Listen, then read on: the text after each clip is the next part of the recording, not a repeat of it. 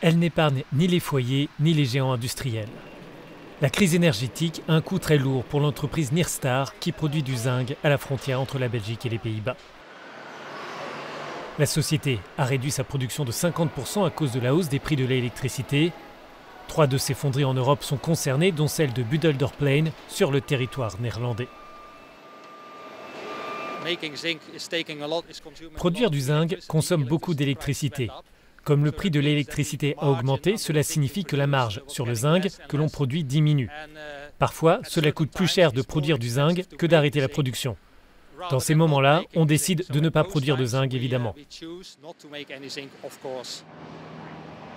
L'électricité représente jusqu'à 80% des coûts de production de zinc contre 50% l'année dernière. Mais ce n'est pas le seul obstacle. Même si l'énergie est produite de façon durable, les permis de polluer ajoutent des frais supplémentaires. Les fournisseurs d'électricité répercutent sur l'industrie les émissions de carbone. Donc nous payons pour le CO2 de l'électricité, alors que dans le même temps, 100% de l'électricité que nous achetons est durable. L'industrie reçoit une compensation pour cela via la régulation européenne, qui est reprise par les gouvernements nationaux pour compenser les industries.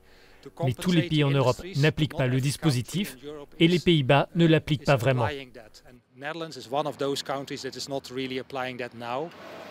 Nyrstar demande au gouvernement néerlandais d'aider les entreprises qui subissent les effets collatéraux de la transition climatique avant qu'il ne soit trop tard. Si nous voulons une concurrence équitable en Europe, cette compensation doit être proposée à toutes les industries concernées dans tous les pays membres. Les entreprises européennes font déjà beaucoup d'efforts pour réduire leur empreinte carbone. Si en plus vous avez des désavantages financiers avec des prix plus élevés ou des compensations qui ne sont pas payées, bien évidemment, à un certain moment, vous ne pouvez pas poursuivre les efforts de réduction des émissions et payer un prix plus élevé. Comme d'autres industries énergivores, Nyrstar essaye de trouver l'équilibre entre la demande des clients et la sauvegarde de l'emploi, mais cette balance peut basculer rapidement.